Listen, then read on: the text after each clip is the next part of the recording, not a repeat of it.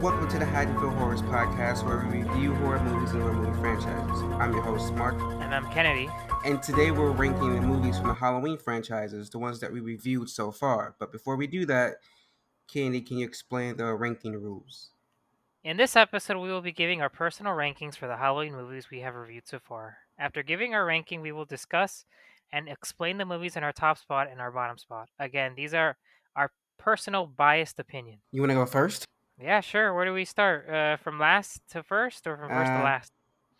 Whichever way you want to start. Yeah, okay. So I'll just start from worst. Probably my least favorite movie for sure has to be Halloween Resurrection. Because Agreed.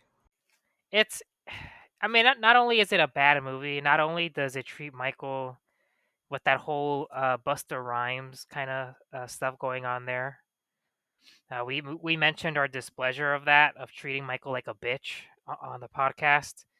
Not only does he like yell at him and stuff, and Michael doesn't do anything, he just kind of walks away.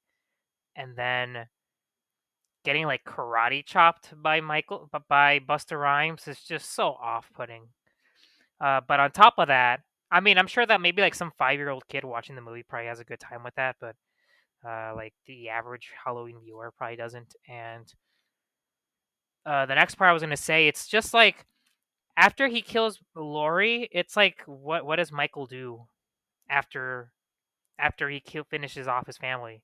And so it's just you know just killing random people. And so here we have this random protagonist that we don't really care about. I don't think that she's like developed that well. I mean, not that horror movies are good at developing characters or anything like that, but it was just boring overall. You just kind of wanted Michael to kill everybody because they were all disposable.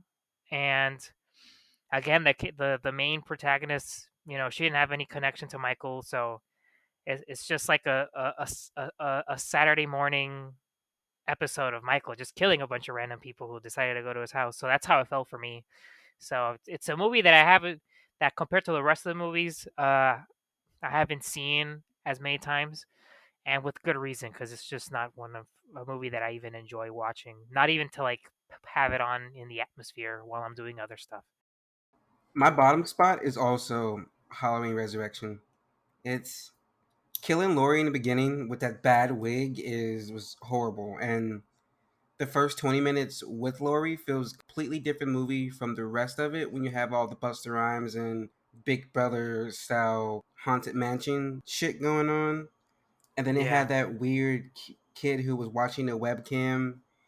It felt weird and it felt dated. That's like the only movie in the franchise that feels dated. Even the one in the 70s feels more like timeless than Resurrection.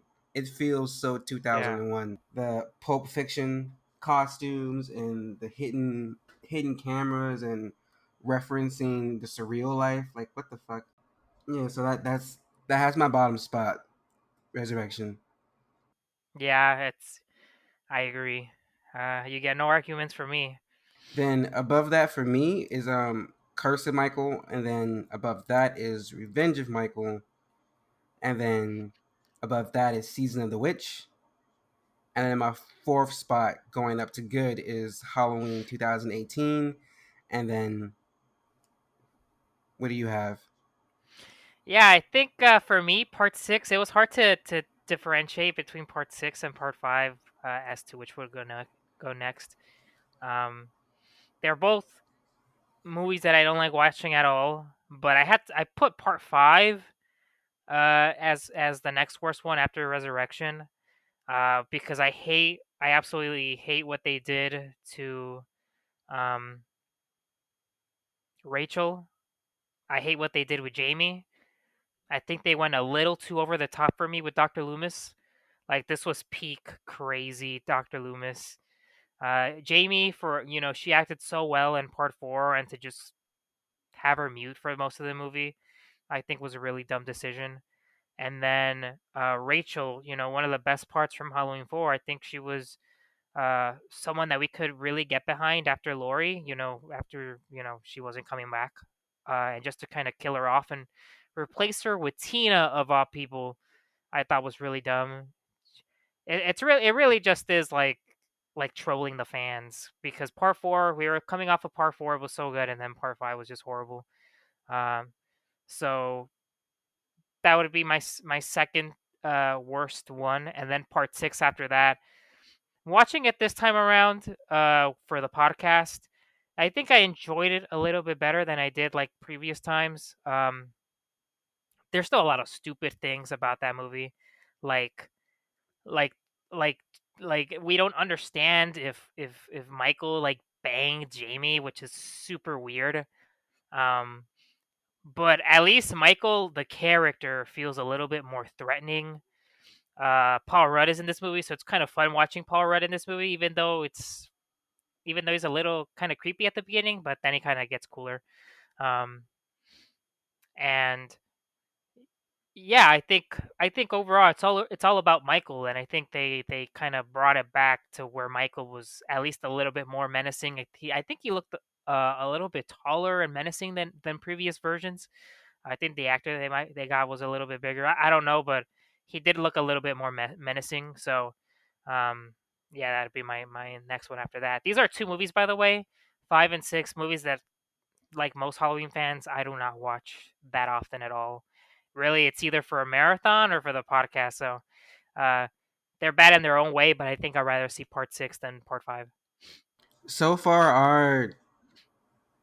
our top three worst spot, we have the same ones: Resurrection, Curse of Michael, and Revenge of Michael. Yeah. What do you have? What do you have after the Revenge of Michael? So from this point on, I think a lot of these movies for me are very watchable. But in my next the next movie I put on my list was actually Halloween 2018 because I just prefer the films that have the Laurie Michael connection. It just like watching this one and like even with like Halloween Kills, I kind of miss that motivation that Michael has that he's hunting down his sister. Also, hunting down his family is probably a better thing because now we have Karen and Allison. Um, and I think the more times I watch Halloween 2018, the more like issues I find with it, like the more errors I find. The whole honeymoon, coming out of the theater, like I was telling myself, like, yeah, that was good, right? That was really good.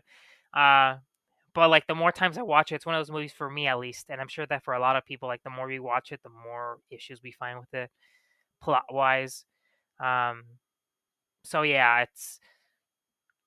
it's like next on my list. Like I said before, like it's not a bad movie by any means. Uh, See, for me in that spot, I have Season of the Witch. hmm, See, Season of the Witch. Rewatching it this time, it's good and it still gives me the same atmosphere, but it doesn't have Michael, so I can't really yeah. enjoy it. I mean, I would rather watch Season of the Witch over Resurrection, Curse, and Revenge, but not. I wouldn't watch it over the other like the last like five on the list. Yeah, actually, the next film on my list after 2018 was actually Season of the Witch. Oh, It's a movie that, so we have those switched. Mm. yeah, we have those switched. It's a movie that's grown on me as the more I just feel like it really every time I watch it, I just get John Carpenter Halloween vibes, even though it has no Michael. It's like it definitely feels like it's in that universe. It feels like it's from that time, which it was obviously because it was me. But like what I'm referring to is like the atmosphere of the movie, the fall October feeling is something that I really enjoy. Tom Atkins is awesome in this movie. The concept, I know it's a little silly. I know that we talked about it more on our podcast Lots of episode plot about it, holes. plot holes, but you know what? You just gotta roll with it. I enjoy it for sure, and I think the soundtrack is good. There's a few cool tracks, like the track at the beginning, is really good. Sometimes I pop it on my phone. But yeah, it's not a perfect movie by any means, but it's certainly a very watchable movie, and it's even enjoyable for me. It's grown on me. Yeah, I have it switched the other way because of the plot holes. It makes no sense. But above that, above my 2018, I have The Return of Michael, because that one still has the same feel. And Mhm. after not having him in season The Witch and then having to see him again, and he's tracking down Jamie, it's a good it's a good movie, and it's a good, like, he hasn't changed direction. He's still like hunting his family, but now he's hunting his like 10-year-old niece. So he's still hunting his family. He's still menacing. It still keeps on with the same their family storyline. So I like that one better. It's it's actually more enjoyable than Halloween 2018, which is why I have it after that one. Yeah, I after my season of the witch, I also put Halloween 4. It's a very good movie. It's a lot of fun. It's it's impressive because I think you mentioned in the podcast that the script writer only had like 10 days to write it, so it was like a huge crunch Yep, time due to a during writer's a strike. strike, during a writer strike. So it was an excellent way. It's an excellent movie to like soft reboot the franchise again, even if it didn't have Laurie Strode. But I mean, we all love Jamie Strode. Uh, she's awesome. Danielle Harris did a fantastic job. Rachel was cool. Rachel was awesome. Michael was, it was the return of Michael, which was what a lot of Halloween fans wanted, and I think he delivered. And especially the ending, the He was more Jason esque in this movie though. He was he was dead. more Jason-esque, Yeah, yes. But you know what? I'm never gonna say no to like a bunch of people from the town just like shooting the fuck out of Michael at the end. That was such an awesome scene. Um, and then they just set it up so perfectly for the sequel when they had Jamie but where uh were they the following year when Michael was back on the loose? uh in the same town, right? I mean, yeah, but they had just like shot and all like riddled Michael with bullets in part four, but none of them are around in part five when Michael's back around. Like, where's that militia Yeah, that that's can a come good shoot point. his ass Yeah, again?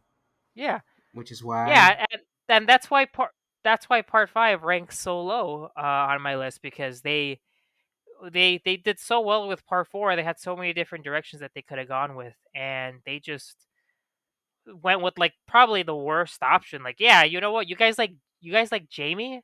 You thought she was cool? You thought she was cute? Well, we're gonna make her completely mute and borderline annoying almost.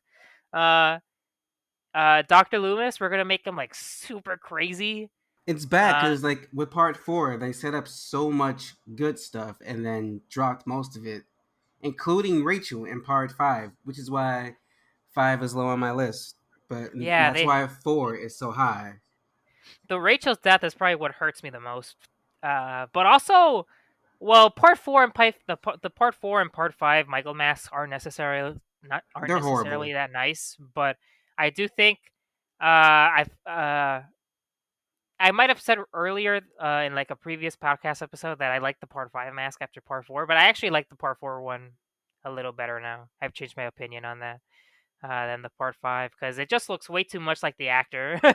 The part five mask, just a little off in my opinion. So at least part four has that going for it. I think I prefer the mask too, and the overall menacing presence of Michael Well, for me, and the fall atmosphere, right? The fall yeah, atmosphere too. you actually get to see actual leaves because they shot in Salt Lake City.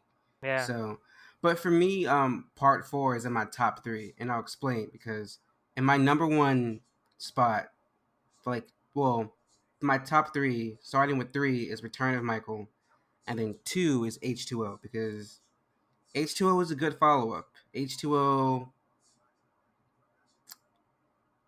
ignoring all the sequels and only being a sequel, direct sequel to the first two, and being able to show like Laurie's trauma of surviving the events of part one and part two, and having her deal with her son who's trying to rebel because he doesn't understand that your crazy murderous uncle may or may not still be out there. So we should probably like hunker down every Halloween. And seeing like how everyone like thought she was just a crazy drunk, but then like, oh shit, Mike was actually back. That's a good movie. So that was so H2O was your three spot. It's my second spot. Oh snap! I'm barely on my third one, but Because for me, my top spot is both Halloween 1 and 2. oh, okay. Well, yeah, I think at this point we're gonna have the same. We basically have the same list. My third spot was gonna be Halloween H2O, and then my second spot was Halloween 2, and then my first spot Halloween 1. I was I gonna like do part that. 3. I was gonna do that as well, but I couldn't. Like those movies are they're back to back. They literally just Hmm. continue the same story. Even though the second one is like has a different like director and different direction, it's still telling that same continuous story, and it's hard to watch one without watching the second. So for me, they're kind Yeah, of like I see what you mean there. yeah, Yeah, I know a lot of people don't like H2O, but I like it. better I than think 2018 I like it better than 2018 as like a 20-year follow up because from the original I, ones. I I feel like her reaction and isn't earned from just her one encounter with him 40 years ago. Yeah, I totally agree with you. I definitely agree with you. And then there's like a line. There's a line from Halloween 2018 where the kid that gets killed in the backyard of Mr. Elrod. You know where he says like, have you ever tried to chase a girl that wants nothing to do or that keeps getting away or something? I'm sure you know what line I'm referring to there. The In the one with the 2018 the one with movie. the motion lights. Yeah. Yeah, the one with the motion lights. He says something like, have you ever chased a girl that kept getting away or something? And it's just like I think about it, it just doesn't make sense in this new timeline because to Michael, Laurie is just another victim, like another person that he just wants to kill. But they're not connected in any way. If it was like a sequel to Halloween 2 or H2O, it would make more sense. It would have such a stronger meaning because it's like, yeah, I've been trying to kill Laurie for like 50 years already and I can't. Uh, but by all intents and purposes, 2018 timeline with the no Halloween 2 connection, they're just two random people. Michael, Laurie could have been living in Hawaii or Michigan or whatever, and Michael would have never searched for her. Like, It has something to do with her. And so with H2O, that feels it feels earned. Like he's looking for his sister. She has a reason. Not only did this guy try to murder her friends, he tracked her down at her hospital, murdered hospital staff, and oh shit, he's my long lost murderous brother who's hell bent on killing me. yeah, Like her trauma was earned in H2O. So everything she was doing, even when it was like overreacting, it all felt like, well, she has the right to act yes. that way. But in the 2018, it was like trash. I don't It, understand why it, she's like fortified. yeah, you're like fortified. You have like this gated house and all these guns, but it was just one traumatic incident. I get it, but come on, come on. It's a little silly. So yeah, and then after my three spot H2O, obviously you have to put 1 and 2. Uh, you know, I know some people say that part 2 is better than part 1, but I don't know. I'm just gonna go with Halloween as my first one, and Halloween 2 is my second one. But they're both excellent With me, horror movies. I'm I'm, I'm a big person. I believe that like most sequels aren't as good as the original, and but I think, but I for me, I hold Halloween 2 up there with like The Godfather Part 2, or like Jason, I don't know, like Friday the 13th Part 2, or The Empire Strike Back. Like it's a good sequel that like gives you more detail about the lore, and which propels the first one to begin with. Because Yeah, like the first Star Wars, like the first Halloween, like the first Friday the 13th, like the first Godfather, you introduced to this world, but you get very little information. You get enough that you're interested, but you don't get a lot. But then a sequel gives you yeah, so much more detail, which makes rewatching the first one an experience, because now you can find all those threads. Like, oh, now that I know the information from part two, it makes what I'm watching in part one so much more interesting, and I can see it in a completely different light. That's why I like part two. yeah, exactly. But only Like a you good said, it just sequel can kind of do that. yeah, like you said, it expands on the first one. Um, It's a little ironic that so many fans really enjoy part 2, but then John Carpenter hates part 2. Uh He wrote it when he he was should give drunk. himself He said he had a 12 pack of beer and he had to get it done, so he got it done with 12 pack of beer. I don't think he gives himself enough credit because it's still a great movie, a great sequel to the first one, and it really it had a Luke Skywalker Darth Vader moment when you find out that they're both brother and sister, and it's ingrained in our popular culture. But Everyone, she does. I feel But I that. think it's insane that she doesn't find out in that movie. At no point in that movie is she told that Mike was her brother. Like that's never heard in that movie.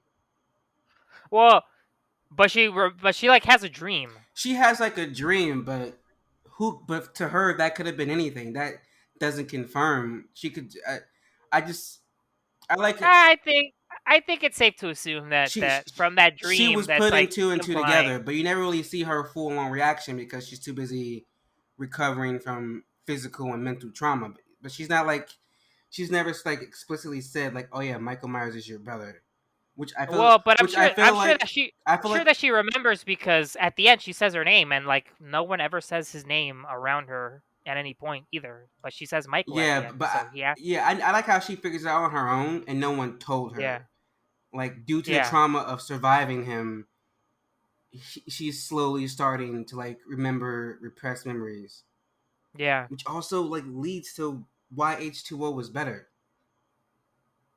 Because like you start the first movie and he's attacking some random girl, and in the second movie she's slowly putting together that this is her brother while he's trying to kill her.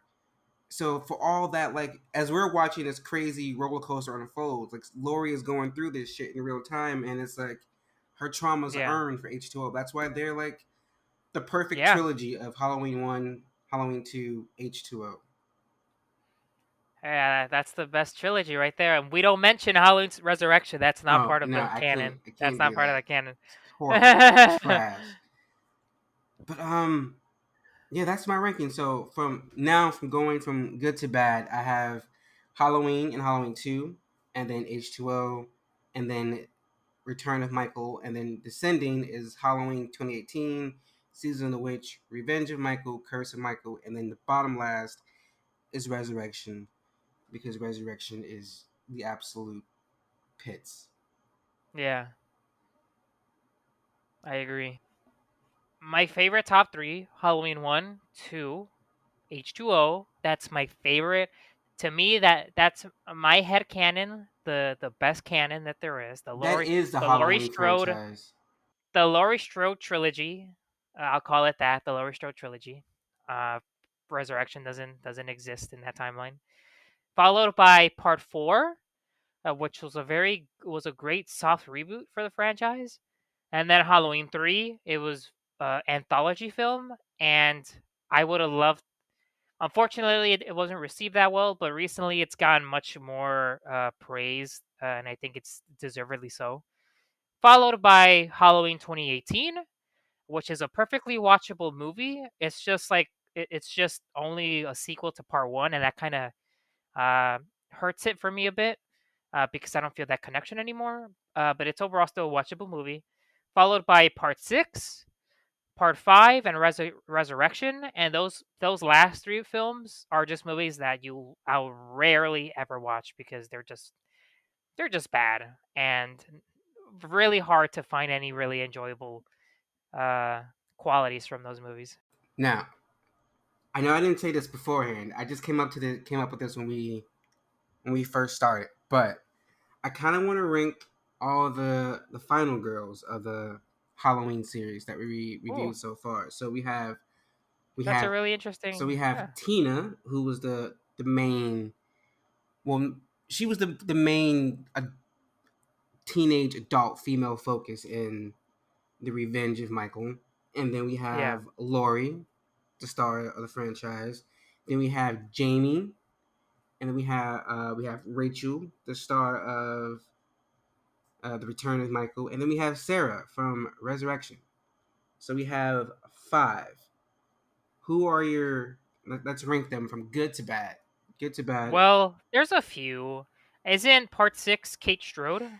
I, Kate I feel Kate like Strode, I Tina. feel like the focus of part 6 is Paul Rudd, and Kate is just there to have like Well, I'll this. include her. You're I'll include oh, her. okay. Well, I'll add her to the list. So we have Tina, Lori, Jamie, Rachel, and Kate. Well, I think Laurie will always take number one, so it's not even. I'm not even gonna talk about her. This version of Uh, Lori takes number one. so probably my worst final girl. I think it's easier to start from the worst. Is probably the same girl from Resurrection. I don't even remember her name. I it's her character is that disposable. I don't really care about her character. So whatever the main girl is from part 6, uh, Sarah. it's No, Sarah. Really? Sarah's from Resurrection. Kate's from Part 6. Oh, okay. Yeah, I got confused. Resurrection. Sarah. Yeah, Sarah is probably my worst final girl. Um, ooh, followed by Tina. She was just so dumb. She was just, I, I don't know why they killed Rachel off and then they replaced her with Tina, and Tina is like 20 times dumber than Rachel, and you were even talking about it in the podcast. Like, what has Tina done that Jamie is like crying for Tina for Tina to stay with her and protect her? Made Like, how what has absolutely she no done? sense to have Made a- them have this connection. Jamie was more concerned about Tina than she was about Rachel in part 5. So and she's just dumb because she's like going to the party and not taking not taking Jamie and Dr. Loomis's concerns seriously about When you Michael. know they just survived him a year before. Mhm. And it's just you're dumb, and it just made her death like I didn't feel bad. I was actually kind of happy, like yeah, you deserve that. You were just stupid. You could have stayed with Jamie and like all the cops surrounding the building and probably been a lot safer than. But no, you wanted to go get to your party and stuff. So, uh, I didn't feel anything bad about her death. Um, part followed following that. Ooh, this is gonna be a hot take here, right? Ooh, this is a hot take. After Sarah and Tina, I'm probably gonna have to put Allison. Not to say she's unlikable, but we're just kind of starting her journey. So in Halloween 2018, we didn't get to see too much of her. But I can't, in good faith, put her ahead of Kate Strode because I actually kind of like Kate Strode. Uh, so yeah, after Tina, I'll probably put Allison just because we didn't see her too much in Halloween 2018. So I look forward to seeing more of her in the future movies. But at the same time, I didn't like her too much. I don't hate her, but I didn't like her too much. So we'll see how the future movies, the next two movies, make me feel about her character. But after that, I'll probably put Kate Strode next for sure. I thought she was a likable character. Uh, she was living in an abusive household because her dad was a piece of shit.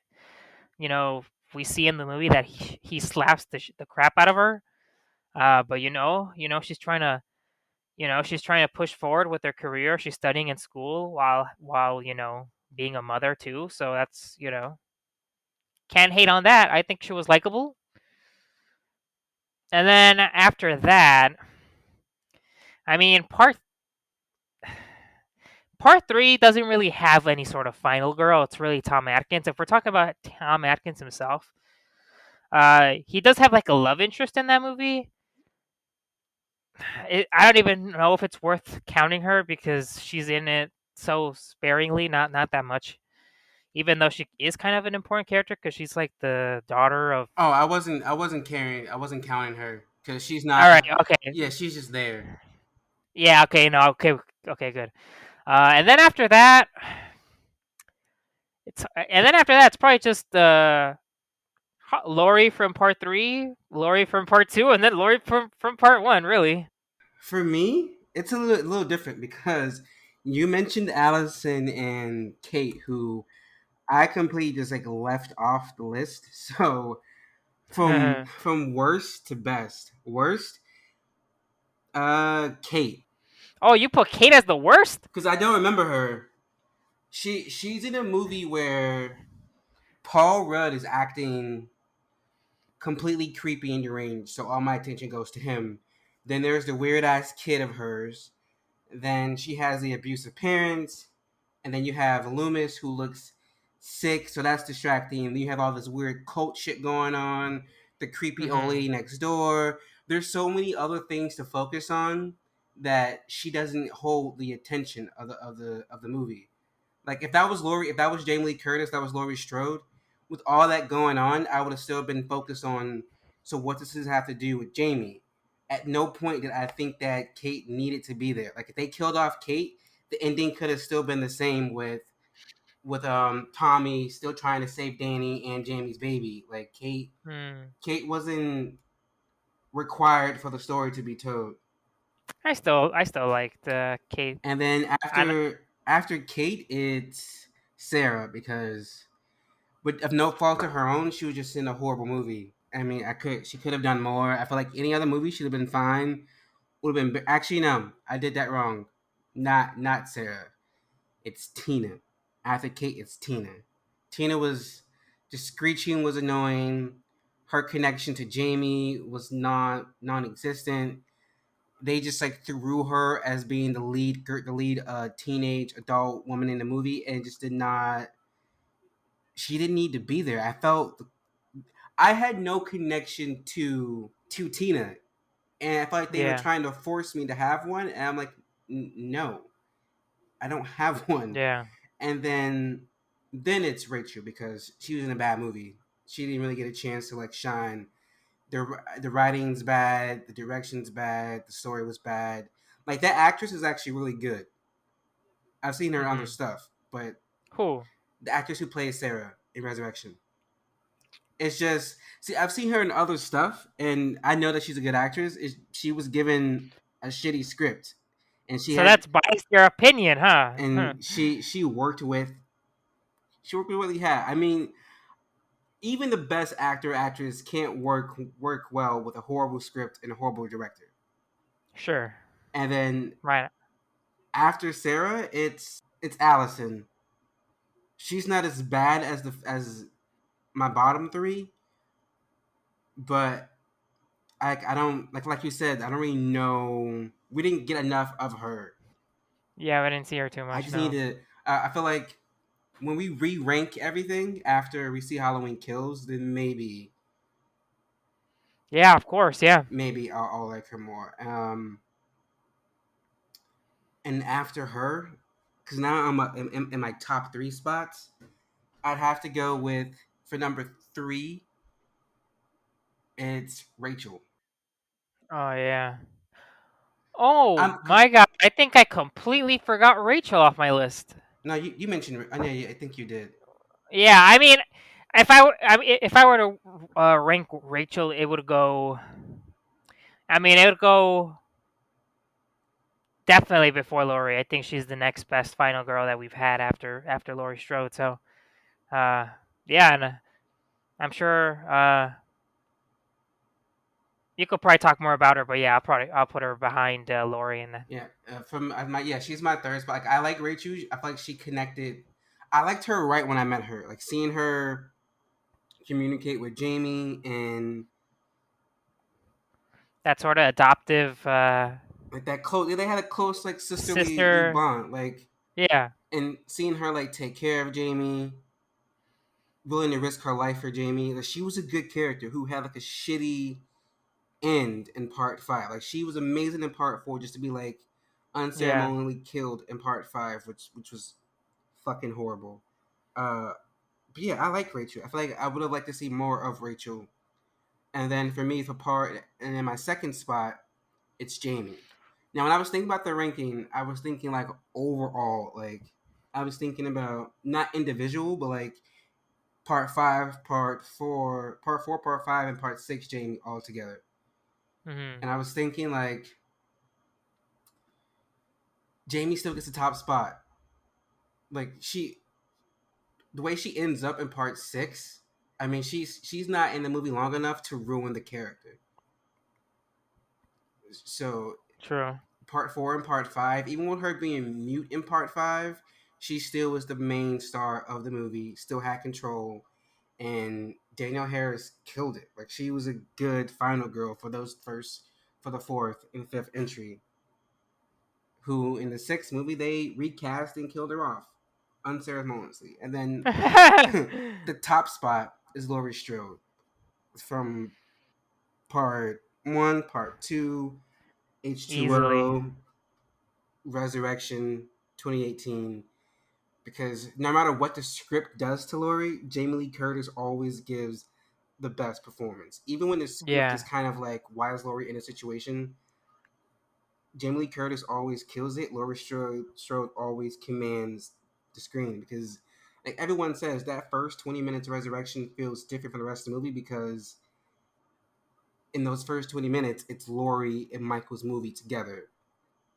Yeah. And then once Laurie's gone, the whole atmosphere of the movie feels different, because Laurie Strode like commands the screen. So she's, Yeah, I agree. of course she's the top final girl. Who else would be number one? Who else would put anyone other than Laurie in part in Only time you put Laurie at the bottom of the list is if we're talking about the remake 2007 Laurie Strode. That's the only time. And this is, well, after this episode, you'll be hearing from us again to give when we give our fresh review of Halloween Kills. We're gonna try to bring it out probably like a week or so after the movie comes out, so we can avoid spoiling it for people. Uh, and then after that, we're gonna take a little break and then come back with our Scream franchise review, starting with Scream 1996. And we're going to be joined by 2 guest hosts for that season. So, hell yeah. with a lot of good things planned. So, thank you guys so much for joining us as we took our journey down the Halloween franchise. This is the Haddonfield Horror Podcast. Peace.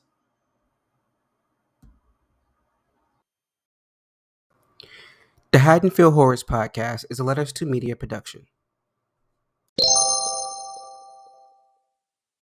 Should we do an intro?